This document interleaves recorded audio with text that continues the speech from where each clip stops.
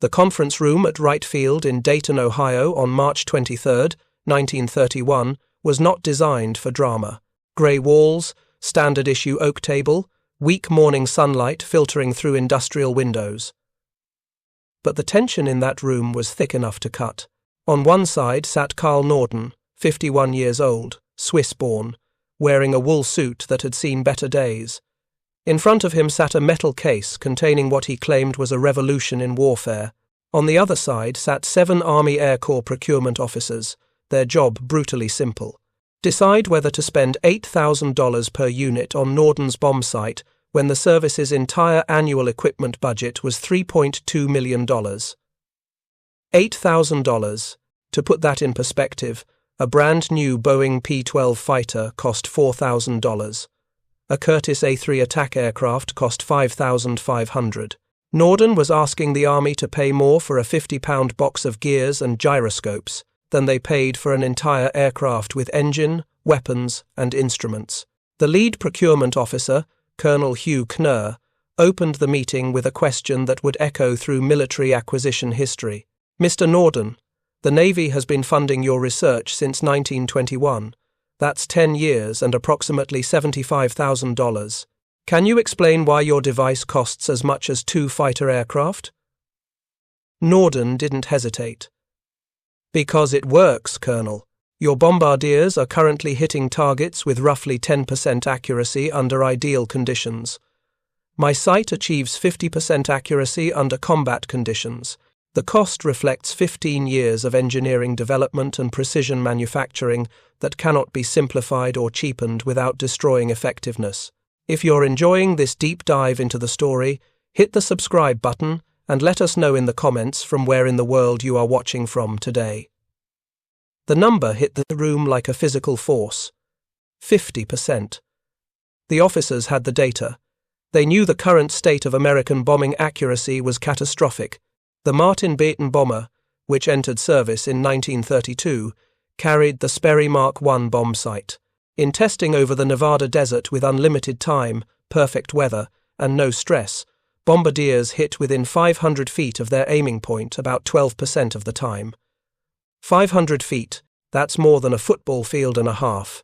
When your target is a factory building maybe 200 feet long, a 500-foot margin means you're more likely to hit empty desert than the actual target. But 50% accuracy meant something radically different.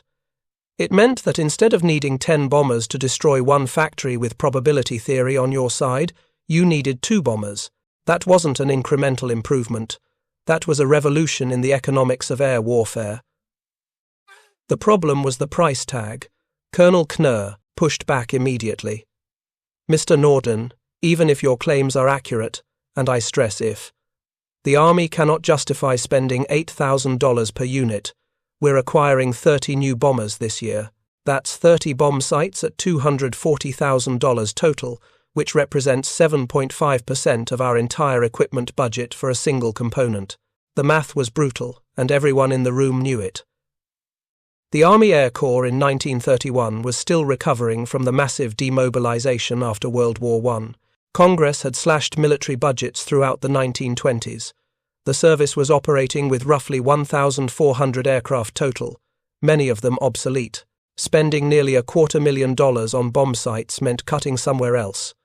Fewer aircraft, less fuel, reduced training hours, deferred maintenance. Norden sat back in his chair and did something unexpected. He agreed with them. You're correct, Colonel. The device is too expensive for general procurement. But that's because you're thinking about it incorrectly. This isn't a component that goes in every bomber. This is a specialized instrument that goes in lead bombers only. Train your best bombardiers, put them in lead aircraft with my sight, and have everyone else release on their signal. You don't need 30 bomb sites. You need 6, maybe 8 for your entire bombing force. The room went silent. What Norden was proposing contradicted every assumption about how bombing tactics worked. In 1931, bombers attacked individually or in loose formations. Each bombardier made independent calculations and released independently. The idea that you could train entire formations to release on one bombardier's signal seemed tactically insane. What if that lead bombardier was killed by anti-aircraft fire? What if his sight malfunctioned? What if he miscalculated? You'd just wasted an entire mission because you put all your faith in one man and one device. But Norden had thought through these objections during his 10 years of development. He opened the metal case and carefully removed the Mark 15 bombsight. The officers leaned forward. None of them had seen the device before. Navy security around Norden's work was absolute. What they saw didn't look like $8,000 worth of equipment. It looked like a complex mechanical brain, gears and mirrors and gyroscopes enclosed in machined aluminum housing. The optical telescope protruded from the top. A series of adjustment knobs lined the sides. The whole assembly sat on a gyroscopic mount that Norden explained maintained perfect stability regardless of aircraft movement. He spent the next 40 minutes explaining the physics. The 3-axis gyroscope system spinning at 8,000 revolutions per minute. The mechanical computer that continuously calculated ballistic trajectory. The automatic corrections for wind drift, airspeed, altitude, and bomb ballistics. Most revolutionary, the electrical synchronization system that linked the bombsight directly to the aircraft's autopilot during the final bombing run. The bombardier didn't just aim. He flew the aircraft through the sight for those critical last 3 minutes, making micro-corrections that no pilot's hands could achieve. Colonel Knerr interrupted. "You're telling us that a bombardier, not the pilot, controls the aircraft during the bomb run?" Norden nodded. The pilot surrenders control. The bombardier flies via the sight. This is the only way to achieve the stability necessary for 50% accuracy. Any manual pilot input introduces errors that destroy the bombing solution. The tactical implications were staggering. Pilots trained for years to develop the instincts and skills necessary to control aircraft under combat conditions.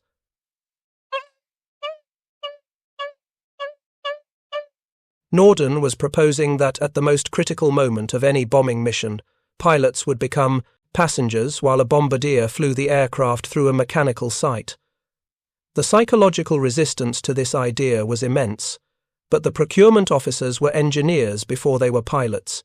They understood the mathematics Norden was presenting. Human reaction time, even for exceptional pilots, ran between 0.2 and 0.3 seconds. At a bomber's cruise speed of 180 miles per hour, that's 52 to 79 feet of travel before a pilot could react to a sight correction. Norden's electrical coupling between sight and autopilot had 0 reaction time. The corrections happened instantaneously and continuously. Mathematically, there was no contest. The meeting adjourned without a decision. Colonel Knerr promised to present Norden's proposal to the Army Air Corps Material Division Command, but he made no commitments about procurement. Norden packed his bombsight back into its case and took the train back to New York, uncertain whether he'd just witnessed the birth or the death of his life's work. What happened over the next 18 months reveals the institutional resistance that revolutionary military technology faces, even when the math clearly supports it. The Army Air Corps wasn't rejecting the Norden sight because of technical inadequacy.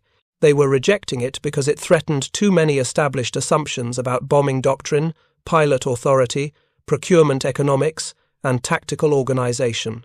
The technical evaluation that followed Norden's March presentation took 6 months. The Material Division assigned Captain Harold George, an experienced bombardier and tactics instructor, to assess the device. George took the prototype to the Air Corps testing range at Aberdeen Proving Ground in Maryland. What he found during initial testing was simultaneously impressive and problematic. In controlled conditions with experienced bombardiers, the Norden sight performed exactly as claimed. Test drops from 15,000 feet put practice bombs within 75 to 100 feet of the target consistently. That was revolutionary accuracy, better than anything the Air Corps had seen. But George's report highlighted severe complications. The sight required 15 minutes of pre-flight preparation to spin up the gyroscopes and calibrate the systems. It demanded constant electrical power from the aircraft, which meant integration challenges with existing bomber electrical systems. Most critically, It required bombardiers with mathematical aptitude and mechanical understanding far beyond current training standards. The average bombardier in 1931 had received approximately 40 hours of training in bombing theory and perhaps 20 practice drops from aircraft. Norden's sight required bombardiers who understood differential calculus, could perform rapid mental arithmetic under stress, and possessed the mechanical aptitude to maintain and troubleshoot a complex precision instrument. George's report estimated that training bombardiers to properly operate the Norden sight would require expanding the training curriculum from 60 hours to at least 240 hours. That meant quadrupling training capacity or accepting far fewer qualified bombardiers. The institutional response was predictable. The Air Corps couldn't afford $8,000 bomb sights, couldn't afford to rebuild the entire bombardier training pipeline, and definitely couldn't afford to adopt tactics that concentrated bombing effectiveness in a few lead bombardiers. The official rejection came in October 1931. The Material Division thanked Norden for his innovative work and informed him that the Army Air Corps would continue using the Sperry Mark I sight for general procurement. But something unusual happened in that rejection letter. Buried in the final paragraph was a sentence that would prove more significant than the rejection itself. The Army Air Corps, in reserves, the right to revisit this decision should operational requirements change or should manufacturing costs decrease sufficiently to enable limited procurement. That sentence was bureaucratic boilerplate, the kind of diplomatic language that softened rejection without committing to anything. Except it wasn't just boilerplate. It was a lifeline that someone at the Material Division, possibly Captain George himself, had deliberately inserted. Because while the Army was rejecting the Norden sight, the Navy was buying it. The Navy faced different constraints. Naval aviation operated from carriers with limited aircraft capacity. They couldn't swarm targets with quantity. They needed quality, precision strikes from small numbers of aircraft. $8,000 per bombsight was expensive, but not prohibitive, when you're already spending hundreds of thousands on carrier modifications and aircraft that can operate from sea. Between 1931 and 1937, the costious Navy procured approximately 140 Norden sights. They were installed in lead aircraft for torpedo squadrons and bombing squadrons. Navy bombardiers received the extended training that Norden's device required, and in fleet exercises from 1933 onward, Navy bombers demonstrated accuracy that left observers stunned. During the 1935 fleet problem exercises near Hawaii, Navy bombers using Norden sights scored direct hits on 72% of practice drops against maneuvering target vessels. 72%. The Army's best results with Sperry sights were hovering around 15% against stationary land targets. The performance gap was undeniable. Word filtered through military channels. Pilots talked to pilots. Bombardiers talked to bombardiers. By 1936, Army Air Corps officers who'd witnessed Navy operations or who'd seen the classified reports were asking uncomfortable questions. Why was the Navy achieving accuracy rates 5 times better than Army bombers? The official answer was different operational requirements and tactics. The unofficial answer, whispered in officers' clubs and training facilities, was the Norden sight. The pressure to reconsider the Norden sight came from an unexpected direction. Europe's deteriorating security situation. When Germany remilitarized the Rhineland in March 1936, violating the Treaty of Versailles, American military planners began serious contingency planning for potential involvement in a European war. Those plans immediately exposed a catastrophic gap in American air power capability. The strategic bombing doctrine that Brigadier General Billy Mitchell had championed since the 1920s rested on a simple premise: aircraft could destroy an enemy's industrial capacity faster and more efficiently than ground forces could occupy territory. But this doctrine only worked if you could actually hit factories, refineries, and transportation networks with consistent accuracy. At 15% hit rates, strategic bombing wasn't a doctrine. It was wishful thinking, wrapped in aggressive rhetoric. The Army Air Corps conducted a classified study in late 1936, examining what would be required to neutralize Germany's aircraft production capacity if war broke out. The study identified 47 major aircraft manufacturing facilities across Germany and occupied territories. Using current bombing accuracy with Sperry sights, the study calculated that destroying these facilities would require approximately 8,000 bomber sorties carrying 120,000 tons of bombs. The time required? 14 months of continuous operations. That timeline assumed bomber forces could sustain operations without catastrophic losses, which was optimistic given that no one had actually tested strategic bombing against a modern integrated air defense system. More critically, 14 months assumed. The targets stayed static. In reality, Germany could relocate production, build new facilities, and repair damaged ones while bombing continued. The study's conclusion was blunt. Current bombing accuracy made strategic bombing doctrine militarily ineffective against industrial powers. A classified addendum to that study, written by Major Harold George, the same officer who'd evaluated the Norden site in 1931, proposed an alternative calculation. If bombing accuracy increased to 50% through adoption of advanced bombsights and lead bombardier tactics, the same 47 targets could be destroyed in approximately 2,800 sorties over 4 months. That was a 75% reduction in required sorties and a 70% reduction in timeline. The cost savings in aircraft, fuel, and personnel losses would be enormous, even accounting for expensive bombsights. Major George attached detailed cost analysis, procuring Norden sights for 15% of the bomber force, specifically lead aircraft in each squadron, would cost approximately $1.2 million based on current Navy procurement prices. Training the bombardiers to operate them would add another $800,000 in expanded training infrastructure. Total program cost, $2 million.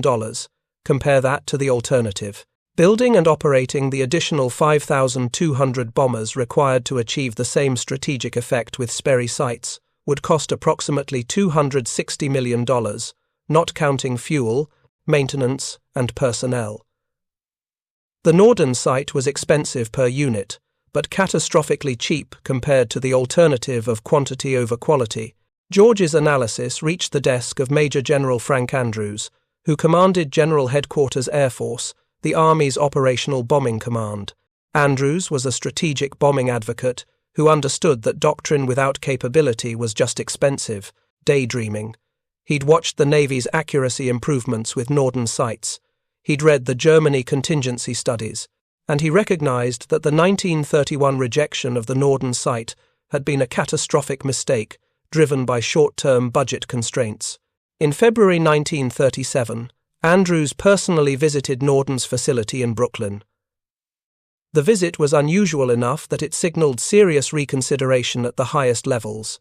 Andrews brought 3 officers, a bombardier instructor, an aircraft procurement specialist, and an appropriations expert. They spent 2 days examining the manufacturing process, reviewing Navy test data, and discussing modifications that might reduce unit costs. Norden had continued refining his design throughout the Navy procurement years. The Mark 15 sight had evolved through several iterations. Manufacturing tolerances had improved. Some components had been simplified without sacrificing accuracy, but the fundamental cost, structure remained. This was a precision instrument requiring skilled labor, expensive materials, and extensive quality control. There was no path to making it cheap. Andrews left Brooklyn convinced of 2 things. First, the Norden site was essential for making strategic bombing viable. Second, the Army would have to fundamentally restructure its procurement and training approach to afford it. You couldn't just swap Norden sights for Sperry sights 1 for 1. You had to redesign the entire tactical and organizational system around concentrated expertise rather than distributed capability. The formal proposal that Andrews submitted to the War Department in April 1937 was revolutionary in scope. He proposed creating lead crew positions throughout the bomber force. These would be the most experienced and skilled crews, selected after combat training and evaluation. Lead crews would receive extended training, priority for advanced equipment including Norden sights, and higher pay grades reflecting their specialized role. All other bomber crews would train to follow lead crews, releasing bombs on visual or radio signals rather than making independent calculations. This solved multiple problems simultaneously. It made the Norden site affordable by limiting procurement to perhaps 10% of bombers instead of 100%. It created a career path for exceptional bombardiers, addressing retention problems. It simplified training for standard crews while concentrating advanced training resources on lead crews, and it aligned with how formations actually worked in combat, where maintaining cohesion was more important than individual initiative. The proposal faced immediate resistance from pilot-dominated leadership, who saw lead crew systems as undermining pilot authority and bomber pilot culture. But Andrews had powerful support from officers who'd studied strategic bombing requirements and understood the accuracy crisis. The debate consumed most of 1937, playing out in staff meetings, war college seminars, and congressional appropriations hearings. What finally broke the deadlock wasn't American testing or German threats, it was Spain. The Spanish Civil War, which erupted in July 1936, became a laboratory for modern air warfare. Germany's Condor Legion and Italy's Aviazione Legionaria were conducting actual combat bombing operations with tactics and equipment that would define World War II. American military observers were filing detailed reports, and those reports confirmed every concern about bombing accuracy. German Heinkel, he, 111 bombers attacking Republican-held cities were achieving accuracy rates around 20 to 30% against large urban targets under ideal conditions. Against specific industrial facilities, accuracy dropped to 10% or less. The famous bombing of Guernica in April 1937, which shocked the world with its civilian casualties, was partly due to the inability to hit specific military targets within the town. German bombardiers simply dropped everything on the general area, killing over 1,000 civilians while failing to destroy the intended bridge and road junction. American observers noted that Luftwaffe bombardiers were using Lofter bombsights, mechanical devices conceptually similar to Sperry sights, but with some gyroscopic stabilization. They were achieving marginally better accuracy than American bombardiers with pure Sperry sights, but still far below the 50% that Norden sights demonstrated in testing. The reports concluded that no existing European bombsight approached American technological capability, but that capability was sitting in Navy storage while the Army continued with obsolete equipment. In November 1937, the War Department authorized limited procurement of Norden sights for experimental squadron use. The order was tiny by wartime standards, 24 units at $8,000 each, total cost $192,000, but it represented a fundamental policy reversal.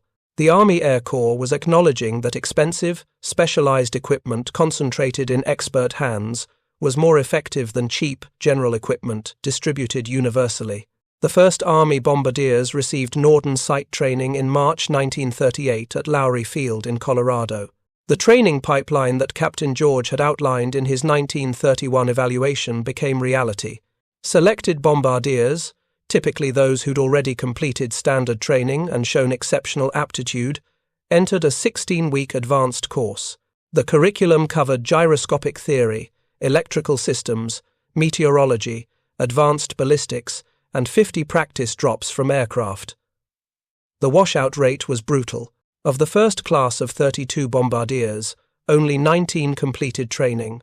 The others failed either academic requirements or couldn't achieve consistency in practice drops. This wasn't weakness or poor instruction. Operating the Norden sight required simultaneously tracking a target through a telescope, adjusting multiple control inputs based on drift calculations, monitoring electrical systems, and maintaining concentration while wearing an oxygen mask at 20,000 feet in sub-zero temperatures.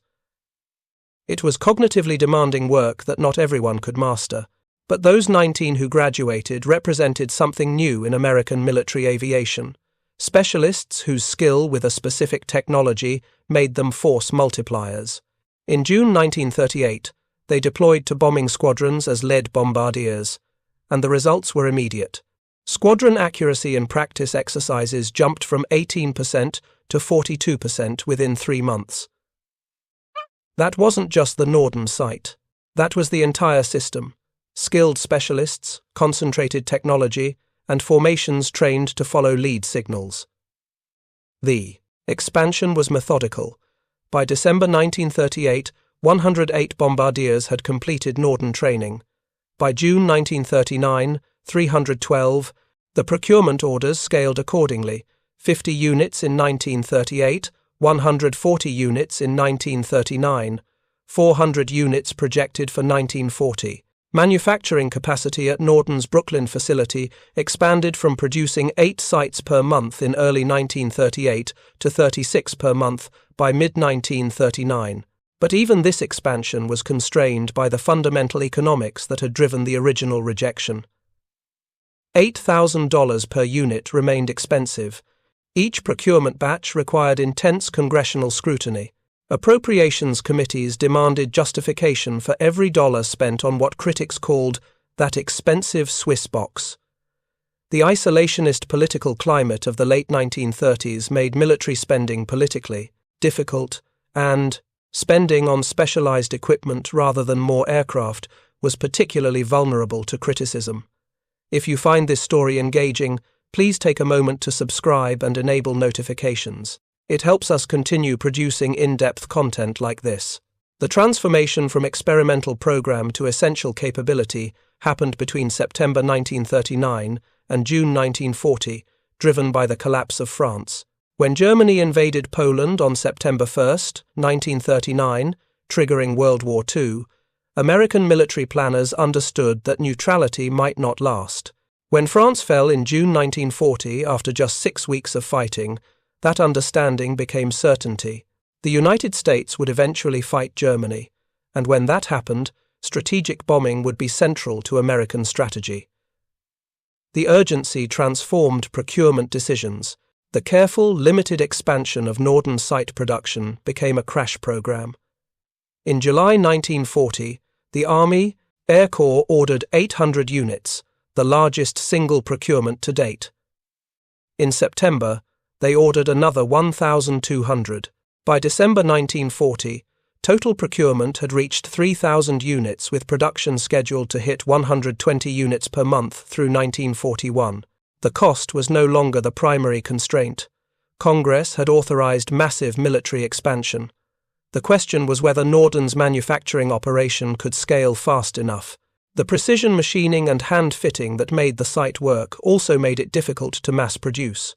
Norden brought in subcontractors, expanded facilities, and hired additional skilled machinists, but quality control couldn't be compromised. Every site had to meet exacting specifications, or it was useless. The training pipeline faced similar scaling challenges. The 16-week advanced bombardier course had to expand from training dozens to training thousands. Lowry Field in Colorado became the primary training facility, eventually graduating over 500 Norden-qualified bombardiers per month by late 1941. Additional training facilities opened at Midland Army Airfield in Texas and Victorville in California. The curriculum compressed slightly to 14 weeks without sacrificing essential skills, but graduation rates remained around 60%. Not everyone could master the site, and the Air Corps couldn't afford to graduate bombardiers who couldn't perform. By December 7, 1941, when Japan attacked Pearl Harbor, bringing America fully into the war, the transformation was complete. The Bombsight that the Army had rejected as too expensive in 1931 was now standard equipment in lead bombers throughout the expanding Army Air Forces. Approximately 4,200 Norden sites were in service, with another 6,000 on order. The training infrastructure was producing Norden-qualified bombardiers faster than bomber production could provide aircraft for them to fly in. The final irony came in March 1942, when cost-accounting analysts at Wright Field completed a comprehensive study of the Norden site program economics. They calculated that the total investment in Norden sites, associated training infrastructure, and program overhead from 1937 through 1941 was approximately $18 million. That seemed like an enormous sum until they calculated the alternative cost. To achieve equivalent bombing accuracy with Sperry sights using quantity instead of quality would have required procuring approximately 6,000 additional bombers at an average cost of $250,000 each. Total alternative cost, $1.5 billion, not counting fuel, maintenance, personnel, and operational expenses for those additional aircraft. The Norden sight program had cost 1% of what achieving equivalent capability through conventional means would have cost. The Bombsight that was too expensive in 1931 had become the cheapest capability enhancement in the entire rearmament program. The $8,000 price tag that seemed prohibitive when bomber budgets were tight was trivial when measured against strategic requirements. And the accuracy improvement from 10% to 50%, which seemed like an impossible claim in Colonel Knerr's conference room, became the foundation of American strategic bombing doctrine that would help win World War II. Carl Norden never received public credit during his lifetime. Security classification kept his name and work hidden, but in that Brooklyn workshop, through 15 years of obsessive refinement and against institutional resistance driven by short-term budget thinking, he'd built the device that proved strategic bombing could work. The rejection wasn't wrong based on 1931 constraints.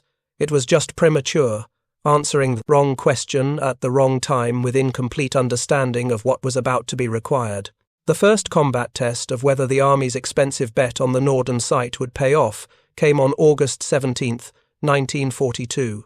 12 B-17 bombers from the 97th Bombardment Group crossed the English Channel toward the Rouen-Sotteville Railroad marshalling yards in occupied France. Each bomber carried a Norden sight. Each lead bombardier had completed the full 14-week training course. The mission briefing promised surgical precision. Hit the rail yards, avoid the civilian housing 400 yards away, prove that American daylight precision bombing could work. The results were simultaneously encouraging and sobering. Major Paul Tibbets, who would later pilot the Enola Gay over Hiroshima, led the formation. His bombardier, Captain Ike Eaker's hand-picked specialist, tracked the target through the Norden sight for the full 3-minute bomb run. When the electrical release signal completed, 18 tons of 500-pound bombs fell toward the marshalling yards. Post-strike reconnaissance photos showed that approximately 60% of bombs landed within 1,000 feet of the aiming point. 60% within 1,000 feet. That number requires context. Against the Sperry sight's historical 10 to 15% accuracy, this was revolutionary improvement. The rail yards sustained significant damage. Tracks were torn up, switching stations destroyed, rolling stock obliterated. The mission was declared a success, validating the Norden sight's combat effectiveness. But 1,000 feet wasn't 50 feet. It wasn't even the 75 to 100 feet that bombardiers achieved in Nevada testing. Combat conditions, even relatively light opposition over France, degraded accuracy substantially from testing range performance. The degradation had identifiable causes. First was altitude. Testing typically happened at 10,000 to 15,000 feet. Combat missions flew at 20 to 25,000 feet to stay above most anti-aircraft fire. The extra altitude added wind drift complications and extended bomb fall time from 30 seconds to over 40 seconds, multiplying every calculation error. Second was temperature. At 25,000 feet, outside temperatures reached -50 degrees Fahrenheit. The Norden sight's mechanical computer used lubricated gears and linkages that stiffened in extreme cold, introducing friction that affected precision. Third was oxygen deprivation. Even with masks, bombardiers at high altitude experienced cognitive impairment that slowed calculations and degraded decision-making. Fourth, and most significant, was flak. The testing ranges at Aberdeen and Nevada didn't shoot back. German anti-aircraft batteries did. When 88mm shells were detonating near your aircraft, punching holes in the fuselage, killing crew members, maintaining concentration on crosshairs became psychologically difficult. Bombardiers reported that during heavy flak barrages, their hands shook so badly that keeping the Norden sight's telescope stable required physical effort that interfered with the mental calculations they were simultaneously performing. As missions pushed deeper into Germany through late 1942 and early 1943, accuracy statistics accumulated. The 8th Air Force maintained meticulous records. Every mission generated detailed reports: target type, altitude, weather conditions, opposition intensity, and circular error probable, the radius within which 50% of bombs fell. By March 1943, after 7 months of combat operations, the average circular error probable was 380 feet. 380 feet represented dramatic improvement over pre-Norden accuracy, but it was nowhere near testing range performance. More importantly, it varied wildly based on conditions. Missions with light opposition and good weather achieved 200 to 250 feet accuracy. Missions with heavy flak or fighter attacks degraded to 500 to 700 feet. Missions with cloud cover forcing radar-assisted bombing degraded to over 1,000 feet, essentially abandoning the Norden site's optical precision. The statistics revealed something crucial about the Norden site that the 1931 rejection debate had missed entirely. The device didn't deliver 50% accuracy as an inherent capability. It delivered 50% accuracy as a maximum potential under ideal conditions with expert operators. Combat introduced variables, stress, damage, weather, opposition, that no mechanical sight could fully compensate for. The Norden had made bombing dramatically more accurate, but it hadn't made it easy or guaranteed. This reality became stark during the Schweinfurt-Regensburg missions of August 17, 1943, exactly 1 year after that first Rouen mission. The targets were critical.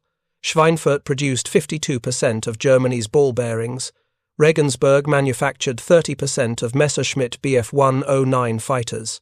Destroying these facilities could cascade failures throughout German war production.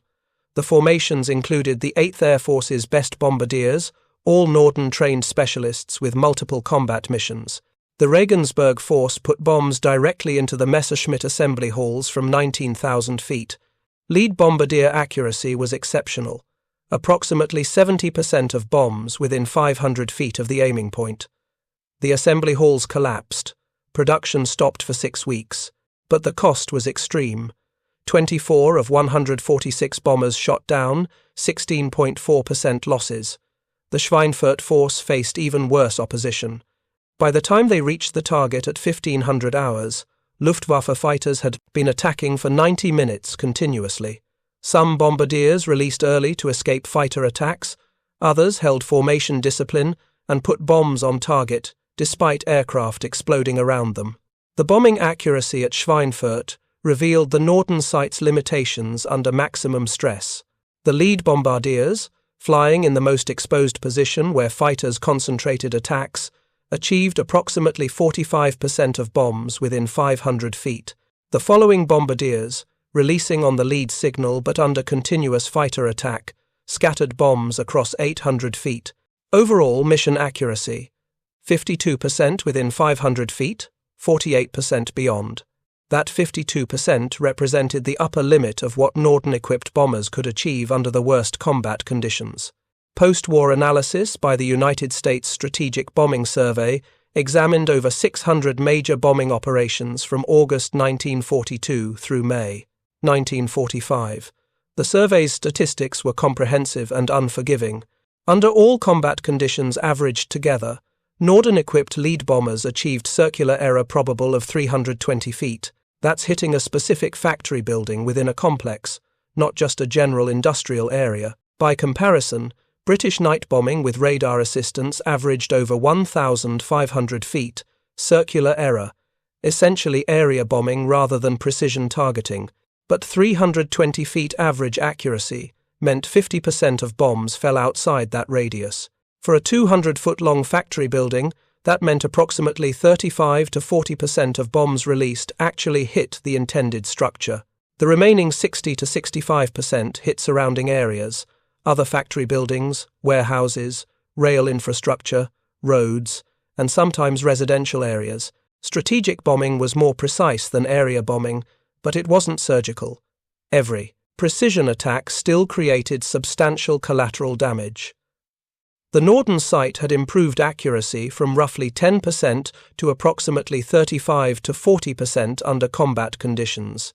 That's a 350 to 400% improvement, revolutionary by any measure, but it fell short of the 50% accuracy that justified the $8,000 price tag in procurement debates. The gap between testing performance and combat performance was wider than anyone anticipated, yet the economic analysis that had finally convinced the Army to adopt the Norden sight remained valid. Even at 35 to 40% accuracy, concentrated bombing with Norden sights required far fewer sorties to destroy targets than quantity bombing with Sperry sights. The calculations were straightforward. Destroying a hardened factory building required approximately 5 direct hits with 500-pound bombs to ensure structural collapse and machinery destruction. At 40% accuracy, achieving 5 hits required dropping approximately 12 to 13 bombs, basically one B-17's load. With Sperry sights at 10% accuracy, achieving those same 5 hits required dropping 50 bombs, roughly 4 B-17's loads. Multiply that across hundreds of targets and the resource savings were enormous. The 8th Air Force flew approximately 364,000 bomber sorties over Europe. If they'd used Sperry sights instead of Norden sights, achieving equivalent target destruction would have required approximately 1 million sorties, an additional 636,000 missions. Each bomber sortie cost approximately $5,000 in fuel, ammunition, maintenance, and operational expenses, not counting aircraft replacement for losses. 636,000 additional sorties would have cost $3.2 billion in operational expenses alone. The entire Norden sight program, including procurement, training infrastructure, and maintenance through the war's end, cost approximately $90 million. The return on investment was 35 to 1. Every dollar spent on Norden sights saved $35 in operational costs. The human cost calculation was even more compelling. The 8th Air Force suffered approximately 26,000 killed in action from August 1942 through May 1945. Loss rates averaged roughly 3.5% per sortie across the war. If strategic bombing had required 636,000 additional sorties at 3.5% losses, that would have meant approximately 22,000 additional aircraft lost, and roughly 220,000 additional casualties, killed, wounded, or captured.